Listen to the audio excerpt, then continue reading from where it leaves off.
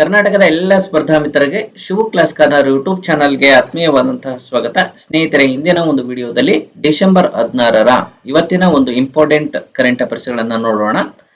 ನಾವು ಹೊಸದಾಗಿ dream hunters academy ಅಂತೇಳಿ ಒಂದು ಹೊಸ ಎಜುಕೇಶನ್ ಅಕಾಡೆಮಿಯನ್ನ ಆರಂಭ ಮಾಡಿದ್ದೀವಿ. ಈಗಾಗಲೇ ನಾವು ಟೆಲಿಗ್ರಾಮ್ ನಲ್ಲಿ ಒಂದು ಚಾನಲ್ ಅನ್ನು ಹೊಂದಿದ್ದು, ಅಲ್ಲಿ ಸುಮಾರು 1,000ಕ್ಕೂ ಅಧಿಕ ವಿದ್ಯಾರ್ಥಿಗಳು ವಿವಿಧ ಸ್ಪರ್ಧಾತ್ಮಕ ಪರೀಕ್ಷೆಗೆ ತಯಾರಿ ನಡೆಸುವಲ್ಲಿ ಅಗತ್ಯವಾದಂತಹ ಉಚಿತವಾದಂತಹ ಒಂದು ಸ್ಟಡಿ ಮೆಟೀರಿಯಲ್ಸ್ ಗಳನ್ನ, ಡೈಲಿ ಕರೆಂಟ್ ಅಫೇರ್ಸ್ ಗಳನ್ನ ಅಪ್ಡೇಟ್ ಮಾಡಲಾಗುತ್ತೆ.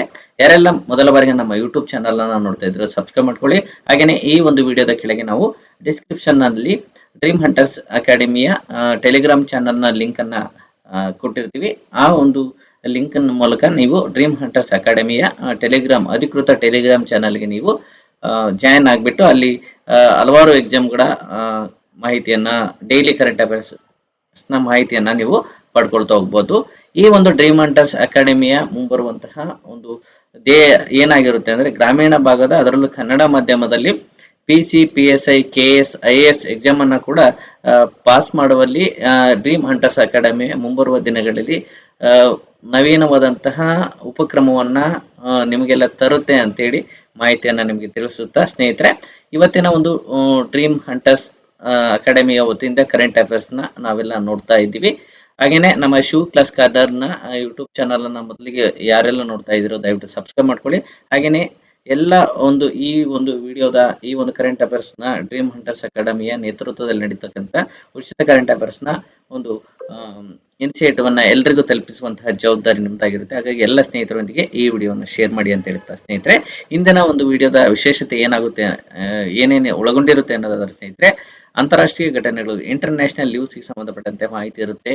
ನ್ಯಾಷನಲ್ ಅಫೇರ್ಸ್, ರಾಷ್ಟ್ರೀಯ ಪ್ರಚಲಿತ ಘಟನೆಗಳಿಗೆ ಸಂಬಂಧಪಟ್ಟಂತೆ ಇರುತ್ತೆ.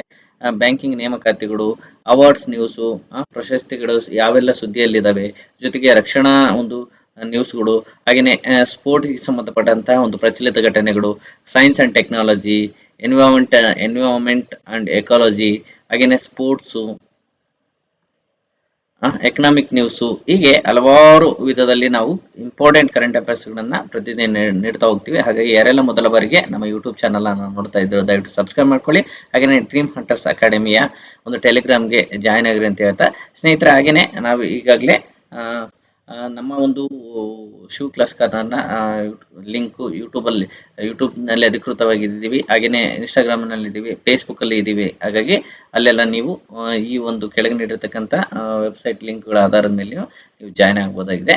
ಬನ್ನಿ ಸ್ನೇಹಿತರೆ, ಡ್ರೀಮ್ ಹಂಟರ್ಸ್ ಅಕಾಡೆಮಿ ವತಿಯಿಂದ ಆರಂಭವಾಗಿರುವಂತಹ ಶಿವ ಕ್ಲಾಸ್ ಕಾರ್ನರ್ ನಲ್ಲಿ ನಡೀತಿರುವಂತಹ ಇವತ್ತಿನ ಒಂದು ಕರೆಂಟ್ ಅಫೇರ್ಸ್ ಅನ್ನ ನೋಡ್ತಾ ಹೋಗೋಣ. ಪ್ರಶ್ನೆ ಮೊದಲೇ ಇಂಪಾರ್ಟೆಂಟ್ ಕರೆಂಟ್ ಅಫೇರ್ಸ್ ಏನು ಅನ್ನೋದಾದ್ರೆ, ಸ್ನೇಹಿತರೆ, ಮೇಟಾ ಇಂಡಿಯಾದ ಸಾರ್ವಜನಿಕ ನೀತಿಯ ಹೊಸ ಮುಖ್ಯಸ್ಥರಾಗಿ ಅಮನ್ ಜೈನ್, ನೋಡಿ ಯಾರು, ಅಮನ್ ಜೈನ್ ರವರು ನೇಮಕ ಆಗಿದ್ದಾರೆ ಮೇಟಾ ಇಂಡಿಯಾ ಅಂತೇಳಿ. ಅಮನ್ ಜೈನ್ ರವರು ಮೇಟಾ ಇಂಡಿಯಾದ ಸಾರ್ವಜನಿಕ ನೀತಿಯ ಹೊಸ ಮುಖ್ಯಸ್ಥರಾಗಿ ಆಯ್ಕೆಯಾಗಿದ್ದಾರೆ. ಮೇಟಾ ಇಂಡಿಯಾವು ತನ್ನ ಹೊಸ ಸಾರ್ವಜನಿಕ ನೀತಿ ಮತ್ತು ಮುಖ್ಯಸ್ಥರನ್ನಾಗಿ ಅಮನ್ ಜೈನ್ ರವರನ್ನು ನೇಮಿಸಿದೆ. ಅವರು ಮುಂದಿನ ವರ್ಷದ ಆರಂಭದಲ್ಲಿ ಈ ಹುದ್ದೆಯನ್ನ ವಹಿಸಿಕೊಳ್ತಾರೆ. ಸ್ನೇಹಿತರೆ, 2026ಕ್ಕೆ, ಇನ್ನೇನು ನಾವು 2025ರ ಅಂತ್ಯದಲ್ಲಿದ್ದೇವೆ. ಈಗಾಗಲೇ ಇದು ಡಿಸೆಂಬರ್ ತಿಂಗಳ 16ನೇ ತಾರೀಕು, ಇನ್ನೇನು ಕೆಲವೇ ದಿನಗಳಲ್ಲಿ ಈ ವರ್ಷ ಮುಗಿದು ಹೋಗಿ 2026 ಬರುತ್ತೆ. ಆ ಒಂದು 2026ರಲ್ಲಿ ಮೇಟಾ ಇಂಡಿಯಾದ ಸಾರ್ವಜನಿಕ ನೀತಿಯ ಹೊಸ ಮುಖ್ಯಸ್ಥರಾಗಿ ಅಮನ್ ಜೈನ್ ರವರು ನೇಮಕ ಆಗ್ತಾರೆ. ಯಾಕೆ ಇದು ಮೇಟಾ ಅಂತಕ್ಕಂಥದ್ದು ಎಕ್ಸಾಮ್ ದೃಷ್ಟಿಯಿಂದ ಇಂಪಾರ್ಟೆಂಟ್ ಆಗುತ್ತೆ ಅಂದ್ರೆ, ಭಾರತದಲ್ಲಿ ಮೇಟಾದ ನೀತಿ ಕಾರ್ಯತಂತ್ರವನ್ನ ಮುನ್ನಡೆಸ್ತಾ ಇದ್ದಾರೆ. ಈ ಒಂದು ಭಾರತವು ಪ್ರಸ್ತುತ ವಿಶ್ವದ ಅತ್ಯಂತ ವೇಗವಾಗಿ ಬೆಳೆಯುತ್ತಿರುವಂತಹ ಡಿಜಿಟಲ್ ಆರ್ಥಿಕತೆಗಳಲ್ಲಿ ಒಂದಾಗಿದೆ. ಸಾಮಾಜಿಕ ಮಾಧ್ಯಮ, ಡಿಜಿಟಲ್ ಜಾಹೀರಾತು, ಕೃತಕ ಬುದ್ಧಿಮತ್ತೆ ಮತ್ತು ಸೃಷ್ಟಿಕರ್ತ ಆರ್ಥಿಕತೆಯಂತಹ ವಲಯಗಳು ವೇಗವಾಗಿ ವಿಸ್ತರಿಸ್ತಾ ಇದ್ದಾವೆ. ಮೇಟಾ ಅಂತಂದ್ರೆ ಫೇಸ್ಬುಕ್, ಮೊದಲೆಲ್ಲ ಏನು ಫೇಸ್ಬುಕ್ ಅಂತ ಕರಿತೇವೆ, ಈ ಮೇಟಾ ಆಗಿದೆ ಅದು. ಹಾಗಾಗಿ ಈ ಒಂದು ಸಾರ್ವಜನಿಕ ನೀತಿಯ ಹೊಸ ಮುಖ್ಯಸ್ಥರಾಗಿ ಅಮನ್ ಜೈನ್ ರವರು ನೇಮಕ ಆಗಿದ್ದಾರೆ ಅಂತೇಳಿ ನಿಮಗೆ ಮಾಹಿತಿ ಇರಲಿ. ನೆಕ್ಸ್ಟ್ ನೋಡಿ, ಕೋಲ್ಕತ್ತಾದಲ್ಲಿ ಲಿಯೋನೆಲ್ ಮೆಸ್ಸಿ ಅವರ 70 ಅಡಿ ಎತ್ತರದ ಕಬ್ಬಿಣ ಪ್ರತಿಮೆ ಅನಾವರಣ ಆಗಿದೆ. ನೋಡಿ, ಇತ್ತೀಚೆಗೆ ಏನಾಗಿದೆ, ನಮ್ಮ ದೇಶಕ್ಕೆ ಮೆಸ್ಸಿ ಅವರು ಒಂದು ಸಾಕರ್, ಏನು ಫುಟ್ಬಾಲ್ ಅಂತ ಕರಿತೀವಲ್ಲ, ಅದರ ಒಂದು ದಂತಕಥೆಯಾಗಿರ್ತಕ್ಕಂಥ ಮೆಸ್ಸಿ ಅವರು ನಮ್ಮ ದೇಶಕ್ಕೆ ಭೇಟಿಯನ್ನ ಕೊಟ್ಟಿದ್ದಾರೆ. ಹಾಗಾಗಿ ಭಾರತದ ಫುಟ್ಬಾಲ್ ರಾಜಧಾನಿ, ನೋಡಿ ಇಲ್ಲೊಂದು ಮಾಹಿತಿ ಸಿಕ್ತು ನಮಗೆ, ಭಾರತದ ಫುಟ್ಬಾಲ್ ರಾಜಧಾನಿ ಯಾವುದು, ಕೋಲ್ಕತ್ತಾ. ಆ ಕೋಲ್ಕತ್ತಾದಲ್ಲಿ ಲಿಯೋನೆಲ್ ಮೆಸ್ಸಿ ಅವರ 70 ಅಡಿ ಎತ್ತರದ ಕಬ್ಬಿಣದ ಪ್ರತಿಮೆ, ಯಾವ ಪ್ರತಿಮೆ ಅಂತ ಕೇಳ್ತಾರೆ, ಕಂಚಿನ ಪ್ರತಿಮೆ ಅಂತ ಕೇಳ್ತಾರೆ, ಬೆಳ್ಳಿಯ ಪ್ರತಿಮೆ ಅಂತ ಕೇಳ್ತಾರೆ, ಕಬ್ಬಿಣದ ಪ್ರತಿಮೆ ಅಂತ ಹೇಳ್ತಾರೆ. 70 ಅಡಿಯ ಒಂದು ಎತ್ತರವಾದಂತಹ ಕಬ್ಬಿಣದ ಪ್ರತಿಮೆಯನ್ನ ಕೋಲ್ಕತ್ತಾದಲ್ಲಿ ಆರಂಭ ಮಾಡ್ತಾ ಇದ್ದಾರೆ. ಕ್ರೀಡಾ ಇತಿಹಾಸದಲ್ಲಿ ಇದೊಂದು ಹೊಸ ಅಧ್ಯಾಯವನ್ನ ಆಗಿರುತ್ತೆ. ವಿಶ್ವದ ಅತಿ ದೊಡ್ಡ ಪ್ರತಿಮೆ ಎಂದು ನಂಬಲಾದಂತಹ ಸೌತ್ ಡಮ್ ಲೇಕ್ ಟೌನ್ ನಲ್ಲಿರುವಂತಹ ಶ್ರೀ ಭೂಮಿ ಸ್ಪೋರ್ಟ್ಸಿಂಗ್ ಕ್ಲಬ್ ನಲ್ಲಿ ಸ್ಥಾಪಿಸಲಾಗಿದೆ. ಈ ಪ್ರತಿಮೆಯು ಮೆಸ್ಸಿ ಫಿಫಾ ವಿಶ್ವಕಪ್ ಟ್ರೋಫಿಯನ್ನು ಎತ್ತಿದ ಕ್ಷಣವನ್ನು ಚಿತ್ರಿಸುತ್ತದೆ. ಇಡೀ ಜಗತ್ತಿನಲ್ಲಿ ಅತಿ ದೊಡ್ಡ ಟ್ರೋಫಿ ಎಲ್ಲಿದೆ ಅಂತಂದ್ರೆ ಶ್ರೀಭೂಮಿ ಸ್ಪೋರ್ಟಿಂಗ್ ಕ್ಲಬ್ ನಲ್ಲಿ ಸ್ಥಾಪಿಸಲಾಗಿದೆ. ಇಲ್ಲಿ ಸೌತ್ ಡಮ್ ನ ಲೇಕ್ ಡೌನ್ ನಲ್ಲಿ. ಇನ್ನು 2022ರ ವಿಶ್ವಕಪ್ ನಲ್ಲಿ ಅರ್ಜೆಂಟೀನಾದ ಐತಿಹಾಸಿಕ ವಿಜಯದ ಸಂಕೇತವನ್ನ ಇದು ತೋರಿಸುತ್ತೆ. ಇಲ್ಲಿ ಏನಿದೆಯಲ್ಲ ಇದು ತೋರಿಸುತ್ತೆ. ಈಗ 70 ಅಡಿ ಕಬ್ಬಿಣದ ಪ್ರತಿಮೆಯನ್ನ ಮೆಸ್ಸಿ ಅವರ ಕಬ್ಬಿಣದ ಪ್ರತಿಮೆಯನ್ನ ಎಲ್ಲ ನಿರ್ಮಾಣ ಮಾಡ್ತಾ ಇದ್ದಾರೆ ಕೋಲ್ಕತ್ತಾ. ನೆಕ್ಸ್ಟ್ ನವೆಂಬರ್ ನಲ್ಲಿ ಹಣದ ಹಣದುಬ್ಬರದ 71% ತಲುಪಿದೆ ಅಂತೇಳಿ ಗ್ರಾಹಕ ಬೆಲೆ ಕನ್ಸ್ಯೂಮರ್ ಪ್ರೈಸ್ ಇಂಡೆಕ್ಸ್ ನೀಡಲಾಗಿದೆ. ಎಷ್ಟಿದೆ ಹಣದುಬ್ಬರ ನವೆಂಬರ್ ನಲ್ಲಿ 0.71 ಆಗಿದೆ. ಈ ಹೆಚ್ಚಳವು ಪ್ರಾಥಮಿಕ ಆಹಾರ ಪದಾರ್ಥಗಳಲ್ಲಿನ ಒಂದು ಹಣದುಬ್ಬರದ ಇಳಿತವನ್ನು ನಿಧಾನಗತಿಯ ಕಾಲೋಚಿತ ಅಂಶಗಳಿಂದಾಗಿ ಬೆಲೆಗಳ ಏರಿಕೆಯಿಂದ ಸಂಭವಿಸಿದೆ ಅಂತ ಹೇಳಿ ಹೇಳಲಾಗಿದೆ. ಆಹಾರದ ಹಣದುಬ್ಬರದ ಇಳಿತವು ನವೆಂಬರ್ ನಲ್ಲಿ -5.02ರಿಂದ -3.39 ಇಳಿದಿದೆ ಅಂತ ಹೇಳಿದೆ. ಇದು ಒಟ್ಟಾರೆಯಾಗಿ ಹಣದುಬ್ಬರದಲ್ಲಿ ಅಲ್ಪ ಹೆಚ್ಚಳಕ್ಕೆ ಕಾರಣ ಆಗಿದೆ ಅಂತ ಹೇಳಿ ಇರಲಿ. ನೆಕ್ಸ್ಟ್ ಕೋಪ್ರಾ ಜಲಾಶಯ ಛತ್ತೀಸ್ಗಢದ ಮೊದಲ ರಾಮ್ಸರ್ ತಾಣವೆಂದು ಘೋಷಿಸಲ್ಪಟ್ಟಿದೆ. ನೋಡಿ, ಛತ್ತೀಸ್ಗಢದಲ್ಲಿ ಇದೇ ಮೊದಲ ಬಾರಿಗೆ ಒಂದು ರಾಮ್ಸರ್ ತಾಣ ಅಂತೇಳಿ ಘೋಷಣೆ ಆಗಿದೆ. ಯಾವುದು? ಕೋಪ್ರಾ ಜಲಾಶಯ. ಯಾವುದು? ಕೋಪ್ರಾ ಜಲಾಶಯ ಮೊದಲ ಬಾರಿಗೆ ರಾಮ್ಸರ್ ಸೈಟ್ ಆಗಿ ಸೇರ್ಪಡೆಗೊಂಡಿದೆ. ಪರಿಸರ ಸಂರಕ್ಷಣೆಯಲ್ಲಿ ಛತ್ತೀಸ್ಗಢದ ಐತಿಹಾಸಿಕ ಮೈಲುಗಲ್ಲನ್ನು ಸಾಧಿಸಿದೆ. ರಾಜ್ಯದ ಬಿಲಾಸ್ಪುರ್ ಜಿಲ್ಲೆಯ ಕೋಪ್ರಾ ಜಲಾಶಯವನ್ನ ಡಿಸೆಂಬರ್ 12, 2025 ಛತ್ತೀಸ್ಗಢದ ಮೊದಲ ರಾಮ್ಸರ್ ತಾಣ ಅಂತೇಳಿ ಘೋಷಿಸಲಾಗಿದೆ. ಸ್ನೇಹಿತರೆ, ಏನ್ ರಾಮ್ಸರ್ ತಾಣ ಅಂತಂದ್ರೆ ಒಂದು ರಾಮ್ಸರ್ ಸಮಾವೇಶ 1971ರಲ್ಲಿ ಇರಾನ್ನ ರಾಮ್ಸರ್ ಎನ್ನುವಂತಹ ಒಂದು ಸರೋವರದ ಹತ್ರ, ಒಂದು ನಗರದ ಹತ್ರ ಆಯ್ತು. ಹಾಗಾಗಿ ಇದಕ್ಕೆ ರಾಮ್ಸರ್ ಸಮಾವೇಶನ ಅಂತ ಹೇಳಿ ಕರೀತಾರೆ. ಅಂತಾರಾಷ್ಟ್ರೀಯ ಒಪ್ಪಂದ ಆಗಿದೆ. ಇದು ಜೌಗ ಪ್ರದೇಶಗಳ ಸಂರಕ್ಷಣೆ. ಇದರ ಮುಖ್ಯ ಉದ್ದೇಶ ಏನು? ಜೌಗು ಪ್ರದೇಶಗಳ ಸಂರಕ್ಷಣೆ ಮತ್ತು ಸುಸ್ಥಿರ ಬಳಕೆಯನ್ನು ಖಚಿತಪಡಿಸಿಕೊಳ್ಳುವಂತಹ ಗುರಿಯನ್ನ ಈ ಒಂದು ರಾಮ್ಸರ್ ತಾಣಗಳನ್ನು ಒಳಗೊಂಡಿದೆ. ಕರ್ನಾಟಕದಲ್ಲಿ ಕೂಡ ಹಲವಾರು ರಾಮ್ಸರ್ ತಾಣಗಳಿದ್ದಾವೆ. ಹಾಗಾದ್ರೆ ಆ ರಾಮ್ಸರ್ ತಾಣಗಳು ಯಾವುವು ಅಂತೇಳಿ ನೀವು ಈ ಒಂದು ಈ ವಿಡಿಯೋದ ಕೆಳಗೆ ಕಮೆಂಟ್ ಬಾಕ್ಸ್ ಅಲ್ಲಿ ನೀವು ಕಮೆಂಟ್ ಮಾಡಿ. ಹಾಗೇನೆ ಭಾರತದಲ್ಲಿ ಒಟ್ಟಾರೆ ಎಷ್ಟು ರಾಮ್ಸರ್ ತಾಣಗಳಿದಾವೆ ಅಂತೇಳಿ ಕೂಡ ನೀವು ಟೈಪ್ ಮಾಡಿ ಸ್ನೇಹಿತರೆ. ನೆಕ್ಸ್ಟ್, ನೀವು ಅಂಚೆ ಕಚೇರಿಗಳಿಂದಲೂ ಮ್ಯೂಚುವಲ್ ಫಂಡ್ಗಳನ್ನ ಹೂಡಿಕೆ ಮಾಡಬಹುದು. ಡಿಸೆಂಬರ್ 12, 2025ರಿಂದ ಭಾರತದ ಸರ್ಕಾರ ಅಂಚೆ ಇಲಾಖೆ ಏನ್ ಮಾಡಿದೆ?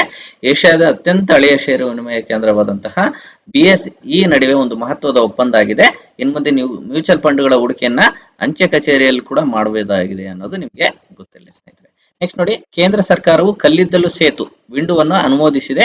ಇದು ಕಲ್ಲಿದ್ದಿನ ಕೈಗಾರಿಕಾ ಬಳಕೆ ಮತ್ತು ರಫ್ತಿಗೆ ಅನುಕೂಲವಾಗಲಿದೆ ಅಂತೇಳಿ ಹೇಳಲಾಗಿದೆ. ಕೋಲ್ ಸೇತು ಇದು ಏನ್ ಮಾಡುತ್ತೆ ಅಂದ್ರೆ ಭಾರತದಲ್ಲಿ ಕಲ್ಲಿದ್ದಲು ಹಂಚಿಕೆ ವ್ಯವಸ್ಥೆಯಲ್ಲಿನ ಒಂದು ಪಾರದರ್ಶಕತೆಯ, ನ್ಯಾಯಸಮ್ಮತೆಯನ್ನು ಮತ್ತು ದಕ್ಷತೆಯನ್ನು ಹೆಚ್ಚಿಸುವಂತ ಗುರಿಯನ್ನು ಹೊಂದಿದೆ.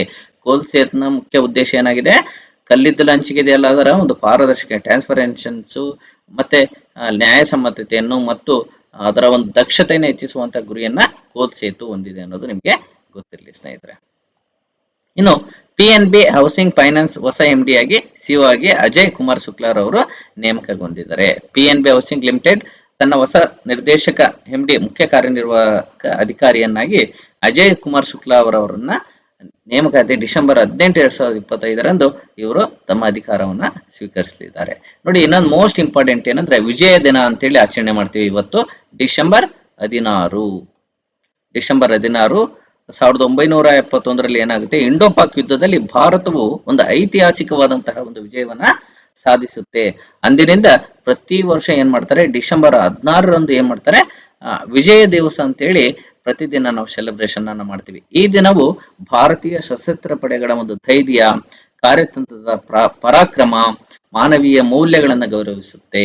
ಕಾರ್ಯತಂತ್ರದ ಪರಾಕ್ರಮ, ಅವರ ಮಾನವೀಯ ಮೌಲ್ಯಗಳು ಮತ್ತು ಸಶಸ್ತ್ರ ಪಡೆಗಳ ಒಂದು ಧೈರ್ಯದಿಂದ ಭಾರತ ಪಾಕಿಸ್ತಾನದ ವಿರುದ್ಧ ಯುದ್ಧವನ್ನ ಗೆಲ್ಲುತ್ತೆ. 1971ರ ಯುದ್ಧವು ಡಿಸೆಂಬರ್ 3ರಂದು ಆರಂಭ ಆಗಿ ಡಿಸೆಂಬರ್ 16ರವರೆಗೆ ನಡೆದು 93,000 ಪಾಕಿಸ್ತಾನ ಸೈನಿಕರು ಭಾರತೀಯ ಸೇನೆಗೆ ಶರಣಾದಾಗ ಅದು ಈ ಒಂದು ಕಾರ್ಗಿಲ್ ಯುದ್ಧ ಮುಕ್ತಾಯಗೊಳ್ಳುತ್ತೆ. ಹಾಗಾಗಿ ಆ ಒಂದು ಪಾಕಿಸ್ತಾನದ ವೈರಿ ಸೈನಿಕರ ವಿರುದ್ಧ ಗೆದ್ದ ಒಂದು ಪ್ರತೀಕವಾಗಿ, ಗೆದ್ದ ದಿನದ ಪ್ರತೀಕವಾಗಿ ಪ್ರತಿ ವರ್ಷ ಡಿಸೆಂಬರ್ 16, 1971ರಂದು ವಿಜಯ ದಿವಸನ ಸೆಲೆಬ್ರೇಷನ್ ಮಾಡ್ತಾರೆ ಸ್ನೇಹಿತರೆ. ಹಾಗೇನೆ ನೋಡಿ, ನಾನು ಈಗ ಆಲ್ರೆಡಿ ಇವತ್ತಿನ ಇಂಪಾರ್ಟೆಂಟ್ ಕರೆಂಟ್ ಅಫೇರ್ಸ್ ಗಳ ವಿತ್ ಎಕ್ಸ್ಪ್ಲನೇಷನ್ ಅನ್ನು ಮಾಡಿದ್ದೀನಿ. ಹಾಗೆ ಇಲ್ಲಿ ಕ್ವಶನ್ಸ್ ಅನ್ನ ಕೇಳಲಾಗಿದೆ ನೋಡಿ.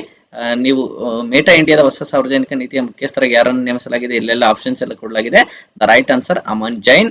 ಇನ್ನು ಭಾರತದ ಯಾವ ನಗರದಲ್ಲಿ 70 ಅಡಿ ಎತ್ತರದ ಲಿಯೋನೋಲಾ ಮೆಸ್ಸಿಯ ಪ್ರತಿಮೆಯನ್ನು ಸ್ಥಾಪಿಸಲಾಗಿದೆ? Mumbai, Chennai, Kolkata, New Delhi. The right answer is Kolkata. ಇನ್ನು ನವೆಂಬರ್ 2025ರಲ್ಲಿ ಚಿಲ್ಲರೆ ಹಣದುಬ್ಬರದ ದರ ಎಷ್ಟಿದೆ? 0.71. ಇನ್ನು ಛತ್ತೀಸ್ಗಢದ ಮೊದಲ ರಾಮ್ಸರ್ ತಾಣ ಯಾವುದು? ಕೋಪ್ರಾ ಜಲಾಶಯ ಅಂತ ಹೇಳಿದೆ. ಇನ್ನು ಹೂಡಿಕೆ ವಹಿವಾಟುಗಳಿಗೆ ಯಾವ ವೇದಿಕೆ ಬಳಸಲಾಗುತ್ತೆ? BSE star MF. ಇನ್ನು ಕೋಲ್ ಸೇತು ಅಂತೇಳಿ ನೀತಿಯನ್ನ ಯಾವ ಸಂಸ್ಥೆ ಅನುಮೋದಿಸಿದೆ ಅಂತಂದ್ರೆ CCE ಅಂತ. CCE ಅಂದ್ರೆ ಕೇಂದ್ರ ಆರ್ಥಿಕ ವ್ಯವಹಾರಗಳ ಸಚಿವ ಸಂಪುಟದ ಸಮಿತಿ ಅನುಮೋದಿಸಿದೆ. ಇನ್ನು PNB ಹೌಸಿಂಗ್ ಫೈನಾನ್ಸ್ ಲಿಮಿಟೆಡ್ ಹೊಸ MD ಆಗಿ ಅಜಯ್ ಕುಮಾರ್ ಶುಕ್ಲಾರ್ ಅವರು ನೇಮಕಗೊಳ್ತಾರೆ. ನೋಡಿ, ವಿತ್ ಆಪ್ಷನ್ಸ್ ಗಳ ಮೂಲಕ ಕೂಡ ನಾವು ವಿವರಣೆಯನ್ನು ಕೊಟ್ಟಿದ್ದೀವಿ. ಇನ್ನು 1971ರ ಯುದ್ಧದ ಸಮಯದಲ್ಲಿ ಭಾರತದ ಪ್ರಧಾನಿ ಯಾರಾಗಿದ್ರು ಅಂತ ಹೇಳಿದೆ? Indira Gandhi, Rajiv Gandhi, Lala Bahadur Shastri, Morarji Desai. The right answer Indira Gandhi ಆಗಿರ್ತಾರೆ. ಇನ್ನು ಒಂದು ಲೈನ್ ಕೊಟ್ಟಿದ್ದೀನಿ ನಾನು ಸ್ನೇಹಿತರೆ. ಈ ಕೊಟ್ಟಿರ್ತಕ್ಕಂಥ ಕರೆಂಟ್ ಅಫೇರ್ಸ್ ಅನ್ನ ಅಬ್ಜೆಕ್ಟಿವ್ ಕೊಟ್ಟಿದ್ದೀನಿ. ಮೊದಲು ನೋಡಿ, ಎಕ್ಸ್ಪ್ಲನೇಷನ್ ಮೂಲಕ ಕೊಟ್ಟಿದ್ದೀನಿ. ಆನಂತರ ಏನ್ ಮಾಡಿದ್ದೀನಿ, ಅಬ್ಜೆಕ್ಟಿವ್ ಟೈಪ್ ಅಲ್ಲಿ ಕೊಟ್ಟಿದ್ದೀನಿ. ಆನಂತರ ಆನ್ಲೈನ್ ಅಲ್ಲಿ ಕೊಡ್ತಾ ಹೋಗಿದ್ದೀನಿ. ಹಾಗಾಗಿ ಈ ಎಲ್ಲ ಒಂದು PDF ನ ಒಂದು ಕ್ಲಾಸ್ ನ ನಿಮಗೆ ಲಿಂಕ್ ಸಿಗ್ಬೇಕಂತಂದ್ರೆ, ಜೊತೆಗೆ ಇಂಗ್ಲಿಷ್ ಅಲ್ಲಿ ಕೂಡ ಇದೆ ಮಾಹಿತಿ, ಇಂಗ್ಲಿಷ್ ಅಲ್ಲಿ ಕೂಡ ಇದೆಲ್ಲ ಸಿಗ್ತಾ ಹೋಗುತ್ತೆ. ಹಾಗಾಗಿ ನೀವು ಡ್ರೀಮ್ ಹಂಟರ್ಸ್ ಟೆಲಿಗ್ರಾಮ್ ಚಾನಲ್ಗೆ ಜಾಯ್ನ್ ಆಗಿ, ಜೊತೆಗೆ ಪ್ರತಿದಿನದ ಕರೆಂಟ್ ಅಫೇರ್ಸ್ ಗಾಗಿ ನೀವು ಏನ್ ಮಾಡಬೇಕು, ನಮ್ಮ ಒಂದು Shivu class corner YouTube channel ಅನ್ನ ಸಬ್ಸ್ಕ್ರೈಬ್ ಮಾಡ್ಕೊಂಡು ನೋಡ್ರಿ ಅಂತ ಹೇಳ್ತಾ ಸ್ನೇಹಿತರೆ, ಮತ್ತೆ ಮತ್ತೊಂದು ವಿಡಿಯೋದೊಂದಿಗೆ ಸಿಗೋಣ. ನಮಸ್ಕಾರಗಳು. ಹಾಗೇನೆ ಈ ಒಂದು ವಿಡಿಯೋ ಇಷ್ಟ ಆಯ್ತು ಅಂದ್ರೆ, ಕ್ಲಾಸ್ ಇಷ್ಟ ಆಯ್ತು ಅಂದ್ರೆ, ಕರೆಂಟ್ ಅಫೇರ್ಸ್ ಇಷ್ಟ ಆಯ್ತು ಅಂದ್ರೆ ನೀವು ನಮ್ಮ ಯೂಟ್ಯೂಬ್ ಚಾನಲ್ ಅನ್ನ ಸಬ್ಸ್ಕ್ರೈಬ್ ಮಾಡ್ಕೊಳ್ಳಿ. ಹಾಗೇನೆ ಎಲ್ಲ ಸ್ನೇಹಿತರೊಂದಿಗೆ ಈ ವಿಡಿಯೋನ ಶೇರ್ ಮಾಡಿ. ಕ್ಲಾಸ್ ಹೇಗಿತ್ತು ಅಂತ ಹೇಳಿ ಕಮೆಂಟ್ ಮಾಡಿ. ಹಾಗೇನೆ ಎಲ್ಲ ಸ್ನೇಹಿತರೊಂದಿಗೆ ಈ ವಿಡಿಯೋನ ಶೇರ್ ಮಾಡಿ. ನಮಸ್ಕಾರ. ಮತ್ತೊಂದು ವಿಡಿಯೋದೊಂದಿಗೆ ಸಿಗೋಣ. Thank you so much.